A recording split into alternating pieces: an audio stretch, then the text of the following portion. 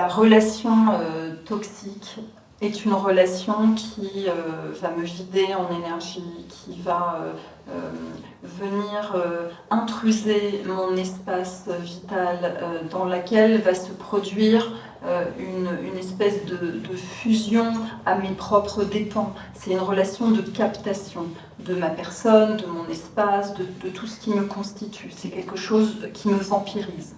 Et donc les personnes qui mettent les autres sous emprise sont des gens qui ne considèrent pas les autres comme des sujets, comme des personnes, mais comme des objets. Et ce sont souvent des personnes qui ont une intolérance très grande à la frustration, donc qui vont projeter sur l'autre ce qui les encombre et qui vont avoir une jouissance de leur souffrance. Ils vont créer un abus de pouvoir et qui vont s'en délecter parce que c'est comme ça que ça les restaure narcissiquement.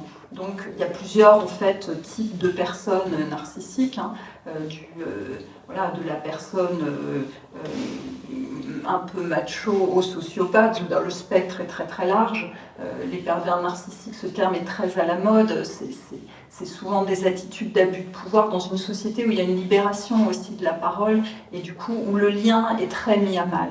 On est vraiment dans un monde où le lien est mis à mal et où nos personnes ne sont pas tellement reconnues et où il y a une objetisation un peu collective. Donc ce qui est très important dans le lien d'emprise, c'est de voir que d'abord il est difficile pour les personnes sous emprise de s'en rendre compte. Ça peut passer au départ par une idéalisation de la personne qui va à un moment vous vider de votre capacité de penser, de votre autonomie, de votre indépendance, du lien que vous avez avec les gens autour de vous. Donc il y a une solitude qui s'inscrit et qui vous donne l'impression que c'est toujours vous le problème et que la personne sait beaucoup plus de choses que vous.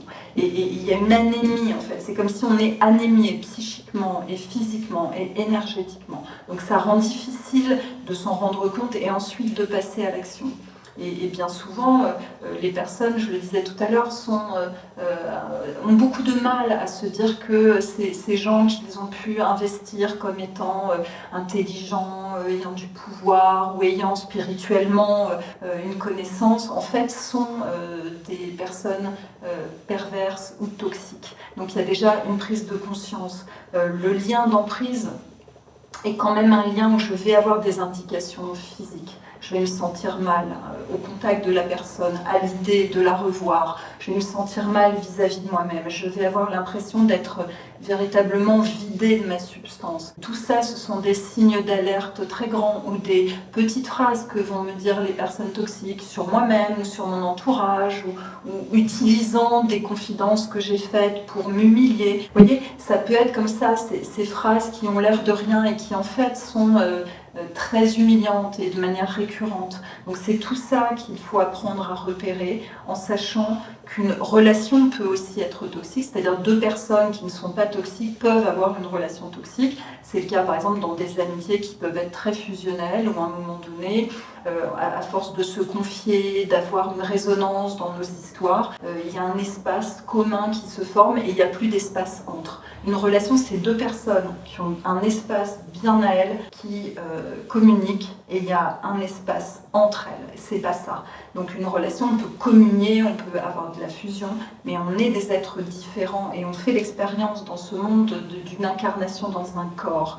Donc on peut avoir beaucoup d'échanges, mais on a notre espace. Donc la relation toxique, elle va venir flouter ça. Et dans les relations toxiques amicales, on peut avoir vraiment deux personnes qui au départ s'aiment beaucoup, etc., mais qui à force de tout se raconter, de tout mettre à nu, vont flouter leurs contours et jusqu'à ce que ça devienne étouffant et très empêchant en fait. Donc il y a plusieurs formes en fait dans la galaxie de la toxicité, mais c'est très important de comprendre que avec des personnalités vraiment toxiques, on ne peut pas faire autrement que couper le lien. C'est vraiment important de comprendre ça.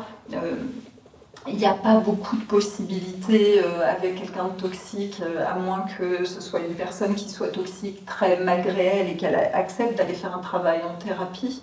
pour se regarder et comprendre ce qui se passe pour elles. Sinon, ce sont souvent des gens qui n'ont aucune intention, évidemment, de demander de l'aide, parce qu'ils considèrent que c'est pas eux le problème, et à ce moment-là, il faut vraiment couper les liens. Et sur la question des figures spirituelles, qui parfois vraiment abusent des personnes à qui ils délivrent des enseignements, eh bien, il y a tout cet aspect justement d'idéalisation qu'il faut mettre à bas pour pouvoir avoir conscience de l'abus de pouvoir qui est perpétré et pouvoir se sortir de cette emprise. Il y a plusieurs types d'emprise. Elle peut être amoureuse, elle peut être sexuelle, elle peut être spirituelle, professionnelle. C'est à beaucoup de niveaux que ça peut se jouer. Et là encore, demander de l'aide et faire un travail de conscience de soi, de connaissance de soi est absolument primordial. Et couper le lien est vraiment la solution dans ces cas-là.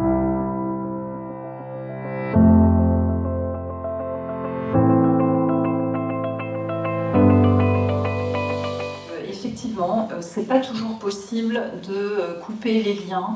Dans ces cas-là, avoir conscience que la personne est toxique est très important, parce qu'il y a des liens qu'on peut couper émotionnellement, énergétiquement. La personne toxique, elle sent qu'elle peut entrer dans votre espace. Elle le sent parce que vous y réagissez. Et donc, avoir conscience de ça, travailler sur soi pour fermer en fait votre espace, fait que la personne toxique va continuer à vouloir rentrer, mais qu'elle va se heurter à quelque chose qui ne répond plus. Donc ça, c'est la première étape. Trouver des soutiens, si c'est dans le milieu professionnel ou personnel, avec l'entourage. C'est déjà sortir du silence, parce que l'emprise, c'est aussi par le silence qu'elle se joue. Le fait d'avoir été coupé de ses liens, ou d'avoir parfois honte de se confier, c'est là-dessus que peut jouer aussi la personne toxique. Donc faire des signalements, demander de l'aide, trouver des appuis est très important pour que, même si on ne peut pas couper complètement les liens, on se retrouve moins seul, avec un espace émotionnel et énergétique qui est fermé, qui du coup va repositionner la relation et renvoyer le toxique à lui-même.